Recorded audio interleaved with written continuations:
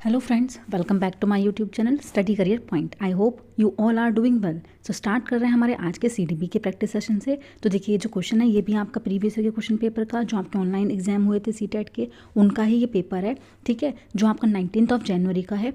ठीक है, तो स्टार्ट करते हैं देखिए हमारे फर्स्ट क्वेश्चन के साथ। तो देखिए फर्स्ट क्वेश्चन है आज का, देखिए अभिकथन ए है, शिक्षकों को बाल विकास की गहन समझ होनी चाहिए। तर्क है, बच्चों के विकास और अधिगम प्रक्रिया के बारे में जानकर शिक्षक शिक्षा को अर्थपूर्ण और रोचक बना सकते हैं। देखिए बिल्कुल ठीक है। पहली चीज़ अभिकथन में क्या दी हुई है कि शिक्षकों को बाल विकास की गहन समझ होनी चाहिए। ठीक है, अगर वो गहन समझ है तो बच्चों के विकास और अधिगम प्रक्रिया के बारे में जानकर जो शिक्षक है वो शिक्षा को अर्थपूर्ण और रोचक बना सकते हैं। ठीक है, तो यहाँ पर दोनों ही आपके पॉइंट्स क्या हो जाएंगे, बिल्कुल सही हो जाएंगे। ठीक है, तो ऑप्शन नंबर 1 जो होगा वो आपका बिल्कुल सही हो जाएगा। Both A and R true and R is the correct explanation of A. ठीक है, तो ऑप्शन नंबर 1 जो होगा यहाँ पर बिल्कुल सही हो जाएगा। चलते हैं देखिए नेक्स्ट क्वेश्चन पर।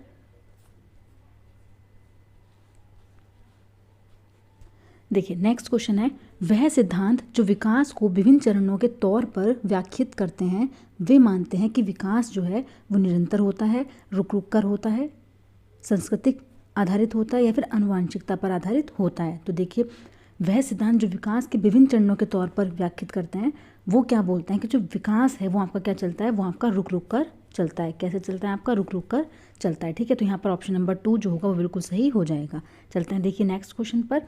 नेक्स्ट है, डैश समाजीकरण का एक प्राथमिक संस्था है जबकि डैश सामाजिक की एक द्वितीयक संस्था है। तो देखिए जो प्राइमरी संस्था होती है वो आपकी क्या होती है, वो होती है आपकी फैमिली। ठीक है, और सेकेंडरी जो भी उसके साथ होगी तो सेकेंडरी वो होगी, वरना सेकेंडरी में आपके स्कूल आ जाते हैं। ठीक है, आपकी सोसाइटी आ जाती है। ठीक है, तो वो आपकी क्या हो जाती है, सेकेंडरी हो जाती है। तो यहाँ पर परिवार और विद्यालय आपके क्या हो जाएंगे, सही आंसर हो जाएगा। ठीक है, चलते हैं देखिए नेक्स्ट पर। देखिए नेक्स्ट क्वेश्चन है, जीन पियाजे के अनुसार उस प्रक्रिया को क्या कहते हैं जिसमें मौजूदा स्कीमा या संरचनाओं को रूपांतरित किया जाता है ताकि सीधे सपाट तरीके से समझने में आने वाली बाधा को दूर किया जा सके। देखिए इंग्लिश में देखते हैं इसको एक बार। देखिए according to Jean Piaget's a process through which the existing schemas or structure is modified to meet the resistance of straightforward grasping refers to। देखिए जहाँ पर भी मॉडिफाई वर्ड आपका आ जाता है, मॉडिफाई वर्ड आपका आ जाए, ठीक है, जहाँ पर भी मॉडिफाई आपका आ जाता है, ठीक है, तो वो आपका क्या हो जाता है, वो आपका हो जाता है एकोमोडेशन के अंदर। ठीक है, एकोमोडेशन के अंदर। तो यहाँ पर जो ऑप्शन नंबर 2 है आपका समायोजन, वो आपका बिल्कुल सही आंसर हो जाएगा। ठीक है, चलते हैं देखिए नेक्स्ट पर। देखिए नेक्स्ट क्वेश्चन है, the concept of symbolism is indicated at the dash stage of Jean Piaget's theory of cognitive development. देखिए जो प्रतीकवाद की अवधारणा है जीन पियाजे के संज्ञानात्मक विकास सिद्धांत के किस चरण पर चिन्हित की जाती है। तो देखिए सिम्बॉलिक स्टेज जो है वो आपकी किस में होती है, वो होती है आपकी प्री ऑपरेशनल स्टेज में। ठीक है, चलते हैं देखिए नेक्स्ट क्वेश्चन पर। देखिए नेक्स्ट है, निकष्ट विकास के क्षेत्र ZPD। देखिए ZPD की चर्चा किस सिद्धांत में की गई है। तो ZPD की जो चर्चा है वो किस सिद्धांत में की गई है, वो की गई है लेव वाइगोत्स्की के सामाजिक सांस्कृतिक सिद्धांत में। ठीक है, लेव वाइगोत्स्की के सामाजिक सांस्कृतिक सिद्धांत में। चलते हैं देखिए नेक्स्ट पर। देखिए लेव वाइगोत्स्की के सिद्धांत के अनुसार एक अध्यापिका को क्या करना चाहिए, विद्यार्थियों को मिश्रित योग्यता समूह में काम करने के लिए हतोत्साहित। देखिए हतोत्साहित हमें नहीं करना, ये नेगेटिव वर्ड होता है आपका। अधिगम प्रक्रिया के दौरान सांस्कृतिक उपकरणों जैसे किताबें, कैलकुलेटर इत्यादि के इस्तेमाल पर प्रतिबंध लगाना चाहिए। प्रतिबंध किसी भी चीज़ पर नहीं लगाना है। देखिए विद्यार्थियों को पाठ प्रदान करना चाहिए ताकि वे अपनी सर्वोत्तम योग्यता को प्राप्त कर सके। देखिए जहाँ भी पाठ की बात हो जाती है और लेव वाइगोत्स्की की थ्योरी के अकॉर्डिंग आपसे पूछा जा रहा है तो वो ऑप्शन जो है वो बिल्कुल आपका सही हो जाएगा। ठीक है, चलते हैं देखिए नेक्स्ट क्वेश्चन पर। देखिए नेक्स्ट क्वेश्चन है, सामुदायिक कल्याण के प्रजातांत्रिक रूप से स्वीकृत कानून और लोक प्रथाओं के अनुसार व्यवहार करने की नैतिकता की अवस्था कोल वर्ग के नैतिक विकास के किस अवस्था में परिलक्षित होती है। तो देखिए किस अवस्था में आपकी परिलक्षित होती है, तो वो होती है आपकी किसमें, स्टेज 3 में। देखिए जो स्टेज 1 है, जो आपकी स्टेज 1 है उसमें कौन कौन सी आपकी सब स्टेजेस आती हैं, तो इसमें आती हैं आपकी पनिशमेंट, ओबीडियंस वाली आती है। ठीक है, सेकंड इसकी क्या जाती है, इंस्ट्रूमेंटल। ठीक है, क्या जाती है आपकी इंस्ट्रूमेंटल। ठीक है, सेकंड वाली। ठीक है, इंस्ट्रूमेंटल रिलेटिव स्टेज, ठीक है, जिसमें हम कहते हैं टिट फॉर टैट की कंडीशन होती है, ठीक है, टिट फॉर टैट की, ठीक है, ये आपकी आती है फर्स्ट चरण में, ठीक है, जो आपका लेवल 1 होता है। उसके बाद देखिए लेवल 2 जो होता है आपका, जो लेवल 2 होता है उसमें आपकी कौन कौन सी आती हैं, तो उसमें आपकी कौन कौन सी आ जाती हैं, उसमें आती हैं आपकी, देखिए, nice girl, good girl and good boy orientation, ठीक है, गुड गर्ल,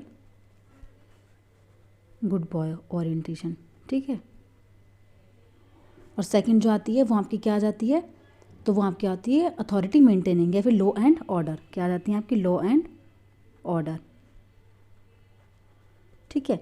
अब जो ये पूछ रहे हैं कि कानून और लोक प्रथाओं के अनुसार, तो वो आपकी किस में आती है, वो आती है आपकी जो आपकी लास्ट स्टेज होती है जिसको हम बोलते हैं उच्च परंपरागत चरण, ठीक है, उच्च परंपरागत चरण जो होता है वो यहाँ पर आपका सही आंसर हो जाएगा, ठीक है, आपका सही आंसर हो जाएगा। चलते हैं आपके नेक्स्ट क्वेश्चन पर। नेक्स्ट क्वेश्चन है, देखिए, एक प्रगतिशील कक्षा कक्ष मुख्यतः डैश केंद्रित होनी चाहिए। तो देखिए प्रगतिशील कक्षा कक्ष जो है वो कैसा होना चाहिए, तो वो आपका होना चाहिए लर्नर बेस्ड, शिक्षार्थी बेस्ड आपका होना चाहिए, ठीक है। तो ऑप्शन नंबर 1 जो है वो यहाँ पर बिल्कुल सही हो जाएगा, ठीक है। चलते हैं देखिए नेक्स्ट क्वेश्चन पर।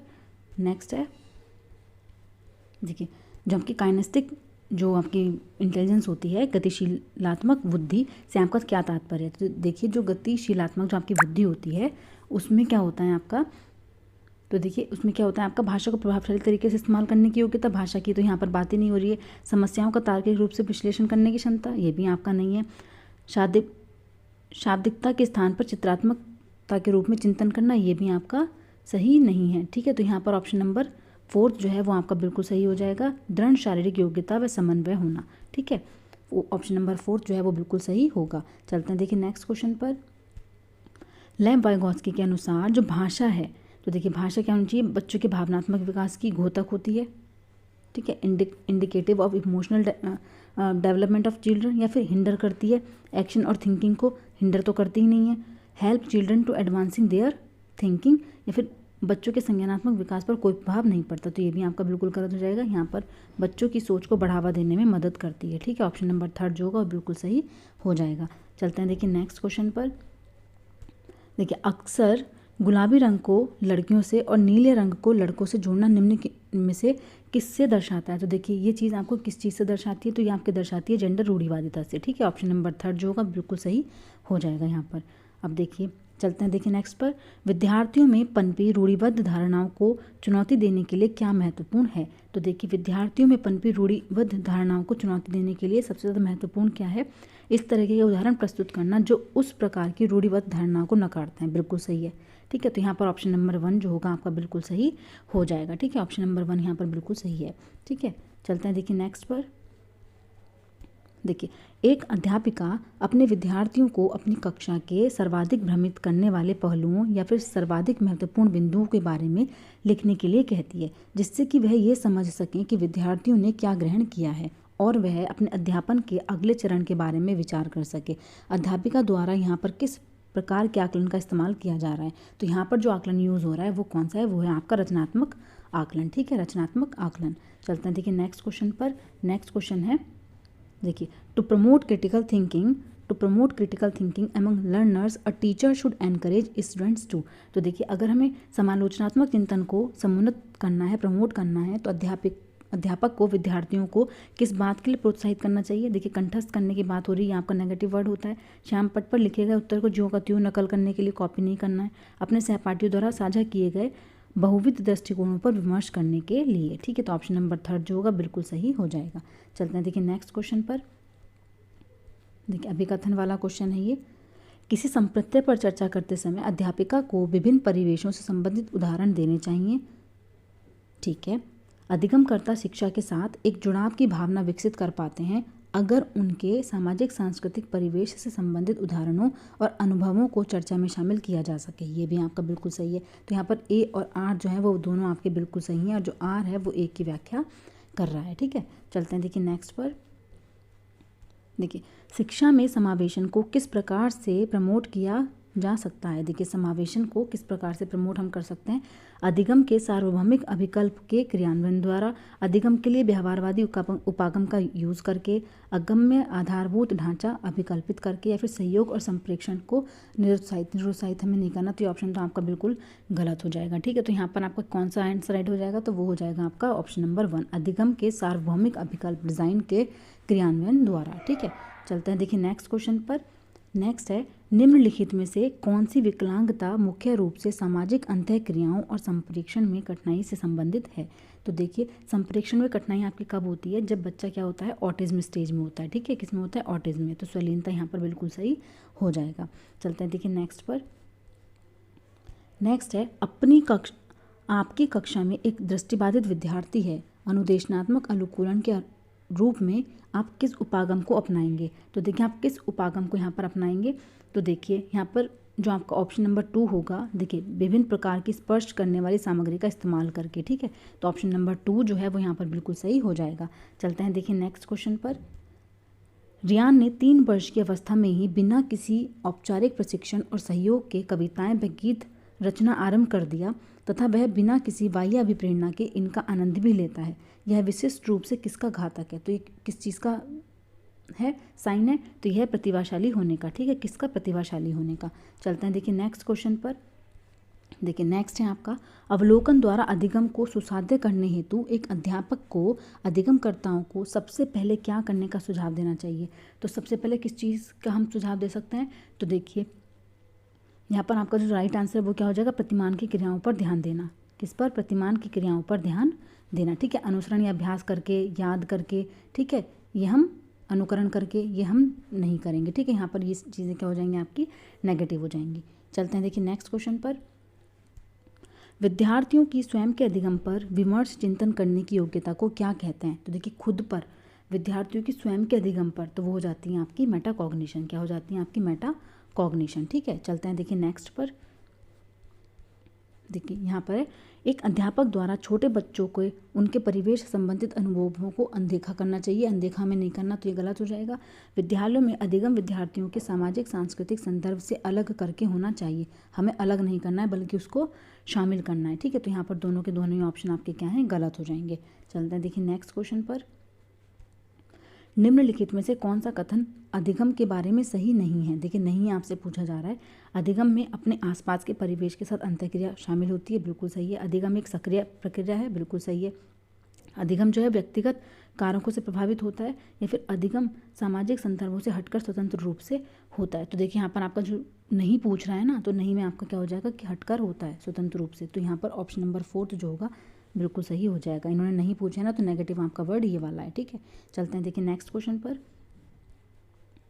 जब एक विद्यार्थी किसी समस्या को एक ही तरीके से प्रस्तुत करने पर अटक जाता है तो वह किस अवस्था में होता है। तो देखिए वह किस अवस्था में आपका यहाँ पर होता है, तो वो होता है आपका किसमें, प्रतिक्रियाओं का समुच्चय, रेस्पॉन्स सेट। ठीक है, क्या होता है आपका, रेस्पॉन्स सेट। तो यहाँ पर प्रतिक्रियाओं का समुच्चय। चलते हैं देखिए नेक्स्ट क्वेश्चन पर। तो नेक्स्ट क्वेश्चन है आपका, देखिए in the process of learning errors.